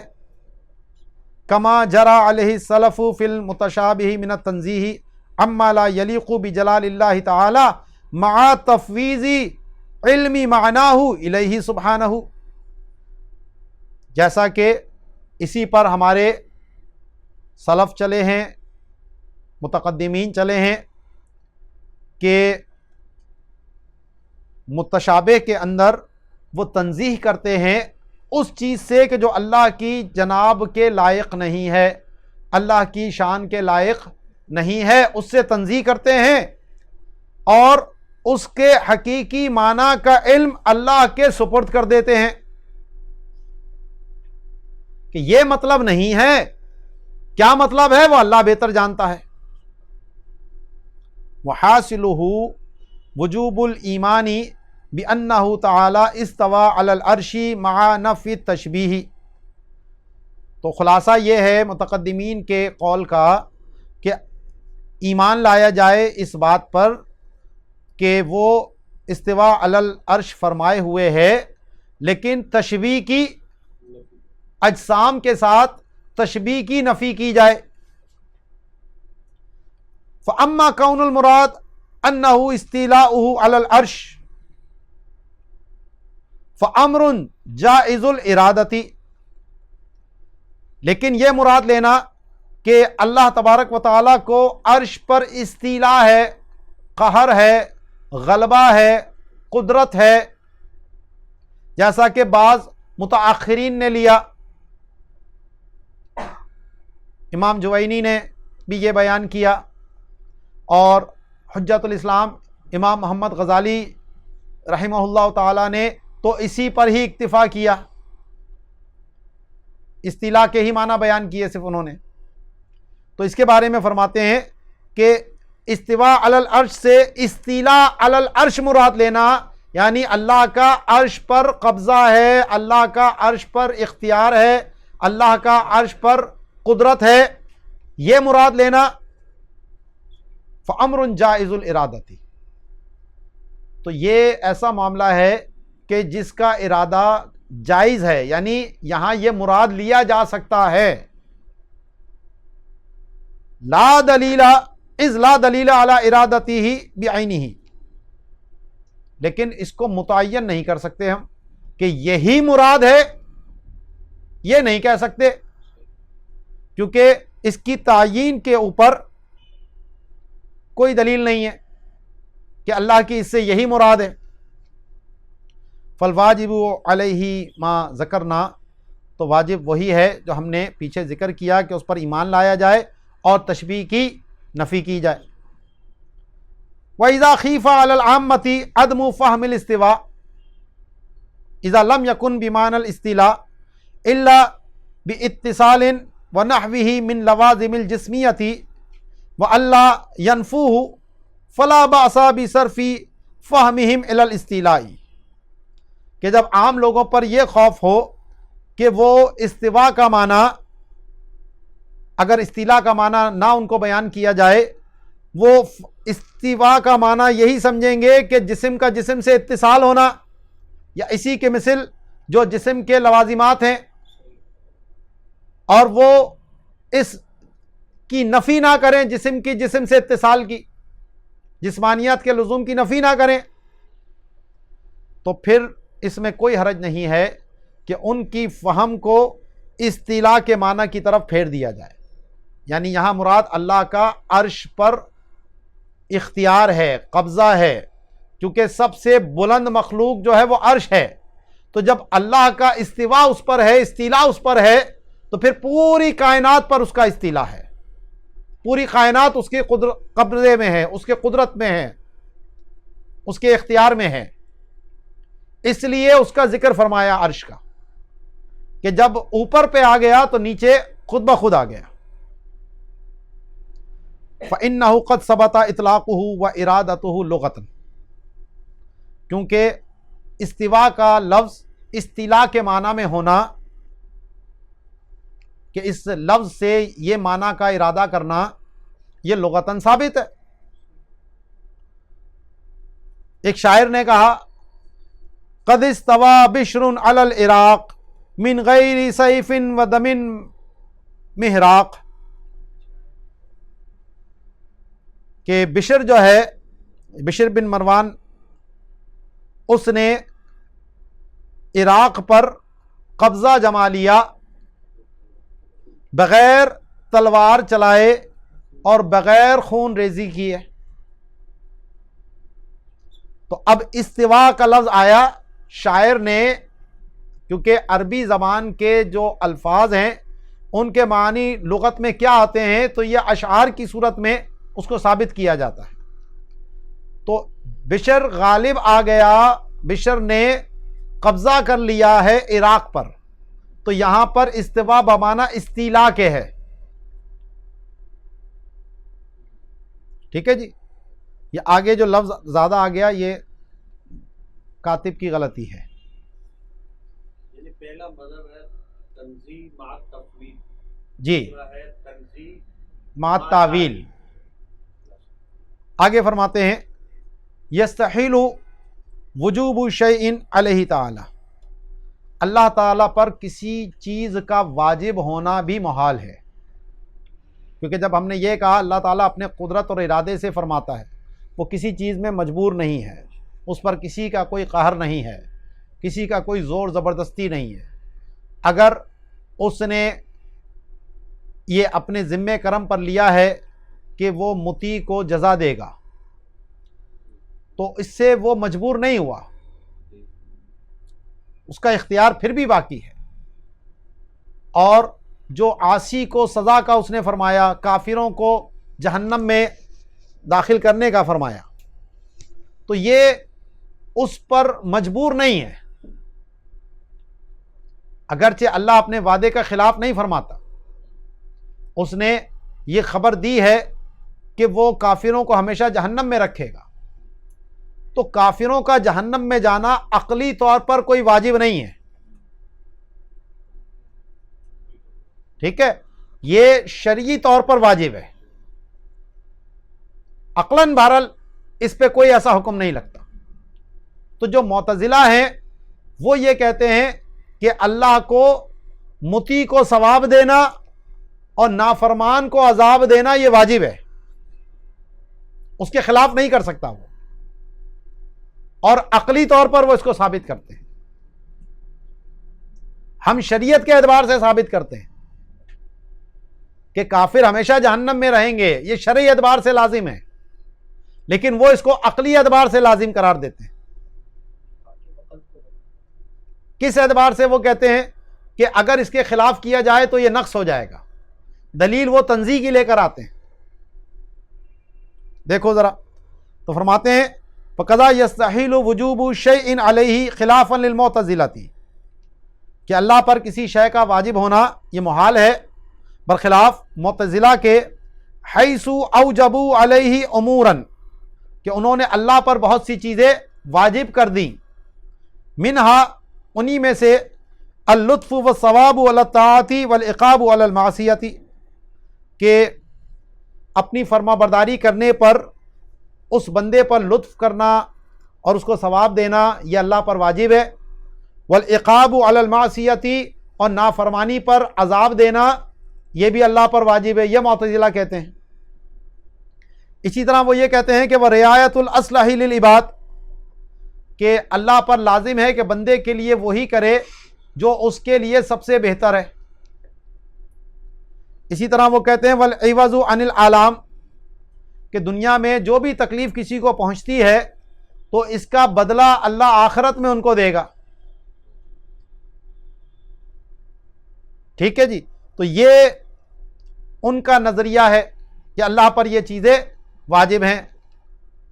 اصلاح للعبد ہونا واجب، اسی طرح عالم کا عوض دینا واجب، اور مطیع کو جزا اور عاصی کو سزا یہ دینا واجب۔ یہ تین باتیں انہوں نے کہیں، لیکن واجب سے کیا مراد ہے ان کی؟ تو فرماتے ہیں وَيُرِيدُونَ بِالْوَاجِبِ فِعْلًا يَثْبُتُ بِتَرْكِهِ نَقْصٌ فِي نَظَرِ الْعَقْلِ،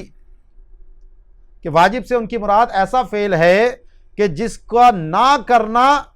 عقل کی نظر میں نقص ہے۔ کیسے؟ بِسَبَبِ تَرْكِ مُقْتَضَى الدَّاعِي، کہ داعی کے مقتضا کو چھوڑ دینا، کہ اللہ کا کمال، اللہ کی سخاوت یہ تقاضا کرتی ہے کہ وہ یہ کام کرے، تو اس تقاضے کے پورا نہ کرنا یہ نقص ہے۔ فَتَرْكُ الْمُرَاعَاةِ الْمَذْكُورَةِ مَعَ قِيَامِ الدَّاعِ بُخْلٌ يَجِبُ تَنزِيهُ اللَّهِ تَعَالَى عَنْهُ، تو کہتے ہیں کہ اس مراعات مذکورہ کو جبکہ داعی بھی موجود ہے چھوڑ دینا تو یہ تو بخل ہے، اور اللہ تعالیٰ بخل سے پاک ہے۔ فَيَجِبُ مَقْتَضَاهُ الدَّاعِي، تو لہذا جو داعی کا تقاضا ہے اس کا پورا ہونا لازم ہے، کیونکہ ذات کا تقاضا اس سے جدا نہیں ہو سکتا۔ جس دلیل سے ہم نے صفات ثابت کی یا اس دلیل سے اللہ کے لیے یہ چیزیں ثابت کر رہے ہیں، سمجھ آئی؟ ہم نے جو صفات ثابت کی وہ ذات کے تقاضے سے کی نا، تو وہ یہ کہہ رہے ہیں کہ جی یہ بھی ذات کا تقاضا ہے، اور اس کے خلاف ہوگا تو بخل ہو جائے گا، اور جب بخل ہوگا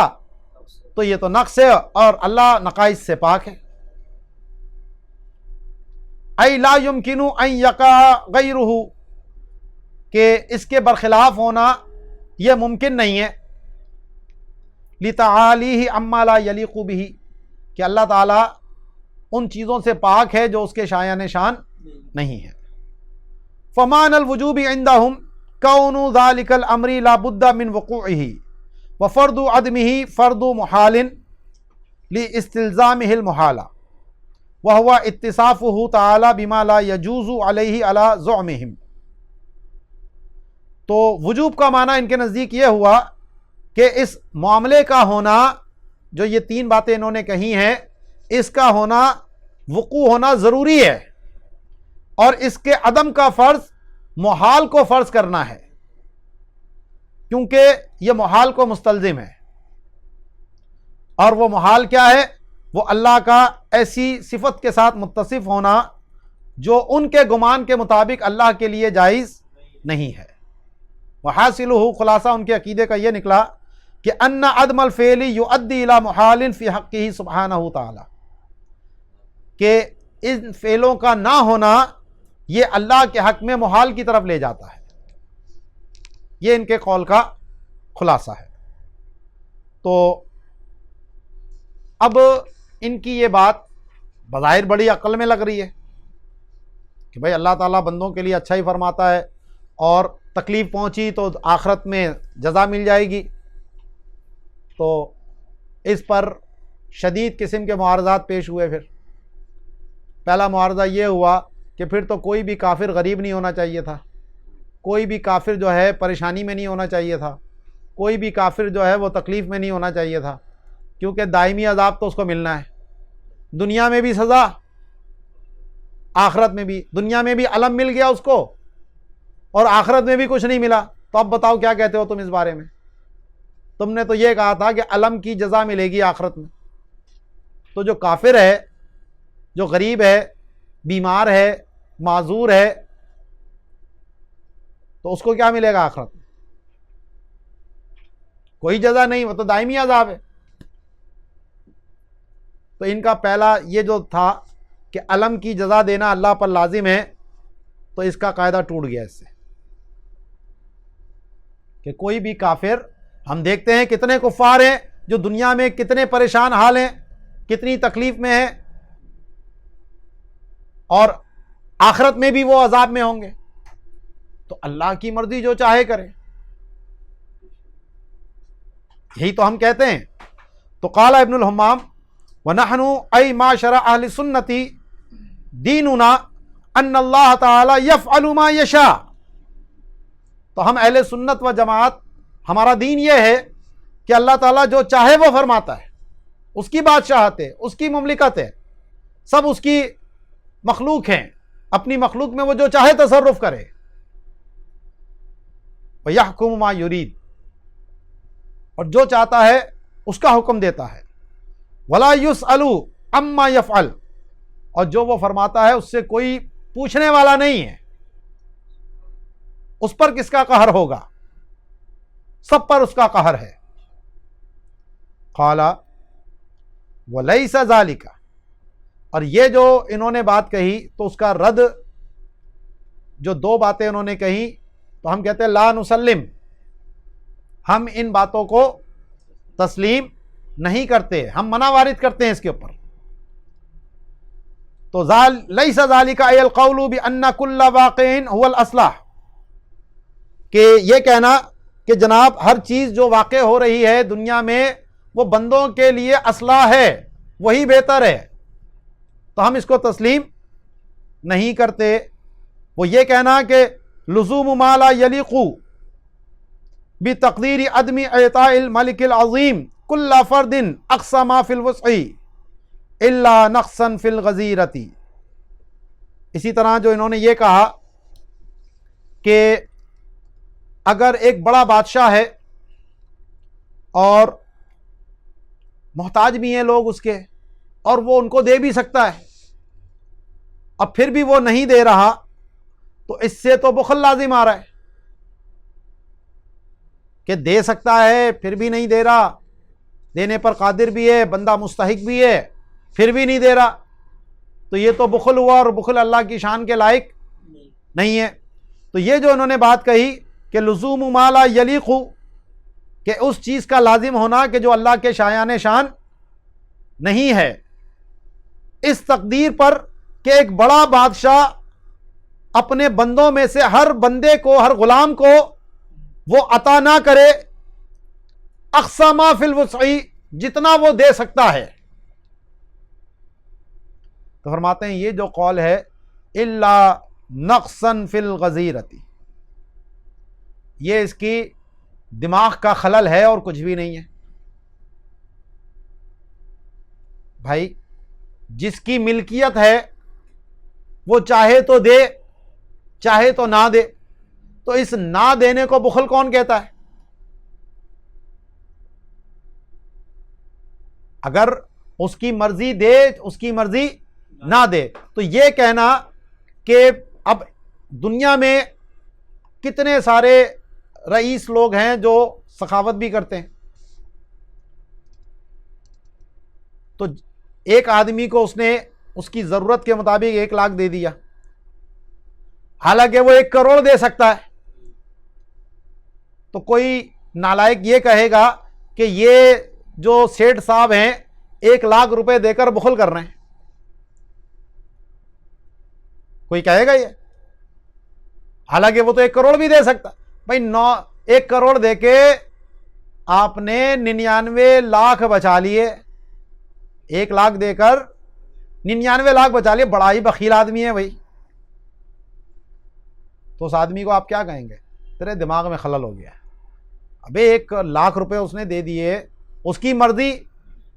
اس پہ کب لازم ہے کہ سب کو دیتا پھرے؟ وہ اس کے اور معاملات بھی ہیں, وہ جو چاہے کرے. تو ایک عام آدمی کے بارے میں بھی کوئی بخل کی بات نہیں کر سکتا. یہ تو اللہ کی جناب میں کیسے یہ کہی جا سکتی ہے؟ تو یہ جو الا نقصا فی الغزیرہ, غزیرہ کا معنی ہے ای طبیعہ, یہ طبیعت میں خرابی ہے. ہاں غریزہ, طبیعت. مطلب یہ ہے کہ یہ بات جو صادر ہوئی ہے اس معتزلہ سے, یہ عقل ناقص کی وجہ سے ہوئی ہے. تو اصل عقل کے نقص کو تعبیر کی انہوں نے نقص غریزہ سے, کیونکہ اس کی وجہ سے ہی دماغ میں خلل پیدا ہوتا ہے. ٹھیک ہے, تو غریزہ کا معنی اصل مطلب یہاں یہ ہے کہ اس کے دماغ میں خلل ہے, اس کی سمجھ جو ہے وہ کم ہے جس نے ایک بات کہی. وقضا, اسی طرح جو یہ بات کہی اس نے کہ جناب اصلاح للعباد والی, تو جو کافر جہنم میں دائمی طور پر رہے گا, یہ اللہ نے اس کے لیے اصلاح فرمایا ہے. اس کے مقابلے میں اگر اس کو جنت مل جاتی, جنت میں یہ رب کا دیدار کرتا, تو اس دیدار الہی کو چھوڑ کر وہ جہنم میں پڑا ہے, تو یہ جہنم میں جانا اس کے لیے اصلاح ہے اس جنت میں جانے کے مقابلے میں. کون بے وقوف یہ بات کہے گا؟ یہ تو بدیہی چیز کا انکار ہے. سب یہ کہیں گے بھائی جنت میں جانا زیادہ بہتر ہے جہنم میں جانے کے مقابلے میں. تو یہ جو تم اصلاح للعباد کی بات کر رہے ہو, تو جتنے کفار جہنم میں جائیں گے, تو یہ تو اس کا مطلب ہوا کہ ان کے لیے تو اصلاح جہنم میں جانا ہو گیا. تو یہ بات ایسی ہے کہ جو بدیہی کا انکار کر رہی ہے کہ جنت میں جا چھوڑ کر جہنم میں جانا ان کے لیے بہتر تھا. تو فرماتے ہیں وَقَضَا كَوْنُ الْخُلُودِ فِي النَّارِ أَصْلَحَ لِمَنْ فُعِلَ بِهِ مِنْ مُشَاهَدَةِ جَمَالِ رَبِّ الْعَالَمِينَ فِي أَعَالِ الْجِنَانِ أَوْ مُجَرَّدِ الْجِنَانِ إِنْكَارٌ لِلضَّرُورِيَاتِ. اور اسی طرح یہ کہنا کہ جہنم میں ہمیشہ کے لیے رہنا یہ زیادہ اصلاح ہے, زیادہ اچھا ہے اس بندے کے لیے جس کے ساتھ جہنم میں جس کو ہمیشہ کے لیے ڈال دیا گیا. کس کے مقابلے میں؟ اللہ رب العالمین کے جمال کے مشاہدے جنت, اعلیٰ جنتوں میں یا محض جنت ہی, اس کے مقابلے میں جہنم زیادہ اچھی ہے اس کے لیے. تو یہ تو انکار للضروریات, یہ تو بدیہی چیز کا انکار ہے. اور جو بدیہی چیز کا انکار کرے تو کانا معاندن, وہ تو حق سے ٹکرانے والا معاند ہوتا ہے. تو اس کے کلام کا کوئی اعتبار نہیں ہوتا, نہ وہ قابل کلام ہوتا ہے کہ اس سے کوئی بات کی جائے. یہاں پر تاج الشریعہ مفتی اختر رضا خان علیہ رحمۃ الرحمن نے ایک وہ حاشیہ جو انہوں نے ترجمہ کیا تھا وہاں لگایا تھا. تو وہاں انہوں نے یہ کہا کہ اس میں ناسخین سے نقص نظر آ رہا ہے. تو اور پھر انہوں نے پوری عبارت جو ہے وہ مسامرہ سے نقل کی. تو یہ نقص نہیں ہے, اصل میں جو ماتن ہے وہ مسائرہ اور مسامرہ کا متن جو ہوتا ہے اس کا خلاصہ اپنے الفاظوں میں پیش کرتے ہیں. تو وہ بعض اوقات خلاصے کی وجہ سے, عبارت کے اختصار کی وجہ سے مفہوم کو سمجھنا جو ہے وہ تھوڑا سا دشوار ہو جاتا ہے. تو اس لیے وہ انہوں نے پوری عبارت دی, اور جو عبارت انہوں نے نقل کی ہے وہ پہلے کی ہے. یعنی جو عبارت مفتی اختر رضا خان صاحب لے کر آئے ہیں وہ اس موجودہ عبارت سے پہلے کی ہے. تو یعنی وہ اس کا سیاق و سباق ظاہر کرنا چاہ رہے تھے اس حاشیے کے ذریعے کہ سیاق و سباق اگر سامنے ہوگا تو پھر اس عبارت کو سمجھنا آسان ہے. ورنہ خود یہ عبارت ایسی ہی ہے, اور اس کے اندر کوئی ایسا نہیں ہے کہ اس کو نہ سمجھا جا سکتا ہو. چند وہ حاشیے ہیں وہ میں نے لگا دیے ہیں، جیسے غریزہ کا معنی میں نے بتا دیا، اور یہ من مشاہدتی جو ہے یہ من کا تعلق اصلاح سے ہے، یعنی دو چیزیں ہو گئی نا، ایک جہنم میں جانا اور ایک رب کا مشاہدہ کرنا. تو ان میں سے زیادہ اچھا کیا ہے؟ جہنم میں جانا. ٹھیک ہے، تو اس میں تفضیل ہے نا، تو من اس کے مقابلے میں آئے متعلق ہے اس سے. تو یہ ضروریات دین بدیہی چیز کا انکار ہے. اب آگے نتیجہ کیا نکلا؟ کیونکہ یہ وہابیہ کے رد کے لیے کتاب لکھی گئی ہے، تو وہابیہ بھی ایسی باتیں کرتے ہیں کہ جو ان معتزلہ کے پیچھے پیچھے، کیونکہ انہوں نے اپنا بھی مذہب کچھ یہاں سے لیا، کچھ یہاں سے لیا، کچھ یہاں سے لیا، تو کہیں کی اینٹ اور کہیں کا روڑا، اور بھانمتی نے کنبا جوڑا. تو یہ جتنے وہابیہ اور نجدیہ ہیں، جتنے سابقہ گمراہ گزرے ہیں، تو کہیں کہیں سے کچھ اینٹ لے کر انہوں نے یہ وہابی اور نجدی مذہب کی بنیاد رکھی ہے. تو یہ بھانمتی کا کنبا ہے. تو وَالنَّجْدِيَّةُ سَلَكُوا مَسْلَكَ الْمُعْتَزِلَةِ،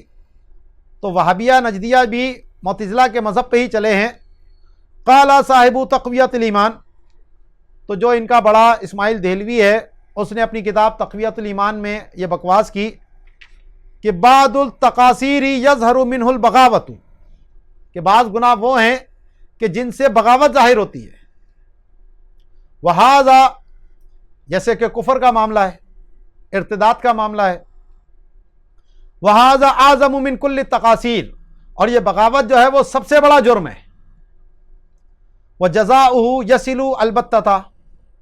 تو اس کی جزا جو ہے وہ لازمی طور پر ملے گی. وَأَيُّ سُلطَانٍ تُغَافِلُ عَنْهُ وَلَا يُجْزِي أَمْثَالَهُمْ فَفِي سَلْطَنَتِهِ قُصُورٌ وَالْعُقَلَاءُ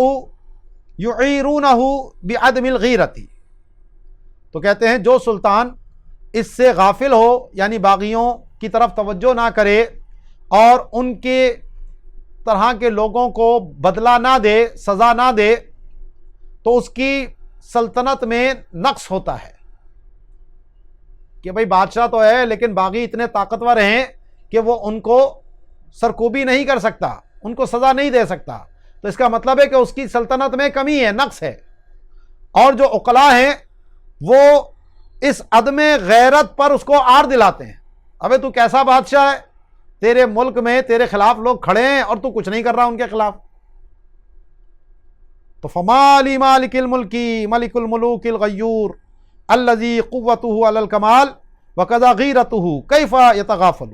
وکیف لا یجزیہم، تو پھر اس جو بادشاہوں کا بادشاہ ہے، جو غیور بھی ہے، جس کی قوت کمال پہ ہے اور اس کی غیرت بھی کمال پہ ہے، وہ کیسے ان باغیوں سے تغافل کرے گا اور کیسے ان کو جزا نہیں دے گا. تو اس کا کلام کا مطلب یہ ہے کہ کافر کا جو عقاب ہے خلود نار میں، یہ اللہ کے اوپر عقلاً واجب ہے، کیونکہ یہ غیرت کے خلاف ہے. تو یہ وہی بات ہو گئی جو معتزلہ نے کہی تھی کہ عاصی کو سزا دینا اللہ پر واجب ہے. تو ہم جو کافر کا خلود مانتے ہیں فی النار، یہ شریعت کے اعتبار سے مانتے ہیں، عقلاً واجب نہیں ہے، یہ نہ عقلاً کوئی محال ہے، یہ فی نفسی ہی یہ امر ممکن ہے. لیکن اللہ نے ان کے لیے یہ حکم فرما دیا ہے کہ ان کو ہمیشہ جہنم میں رکھے گا، اس جرم کی معافی نہیں ہے ان کی، تو پھر ایسا ہی ہوگا. تو یہ جو تقویۃ الایمان میں اس نے بات کہی ہے، اللہ کے اوپر عقلاً اس نے کافروں کو سزا دینا واجب قرار دیا. تو اس اعتبار سے یہ معتزلہ کے ہی قول کے اوپر چلا ہے، اور وہی بات اس تقویۃ الایمان کے اندر اس اسماعیل دہلوی قتیل بالا کوٹ نے کہی ہے. باقی اگلا جو مسئلہ ہے حسن و قبح عقلی ہونے کا، جو بڑے ایک اہم بحث ہے، انشاءاللہ کل اس کے اوپر ہم یہیں سے گفتگو کریں گے. وما علینا الا البلاغ المبین.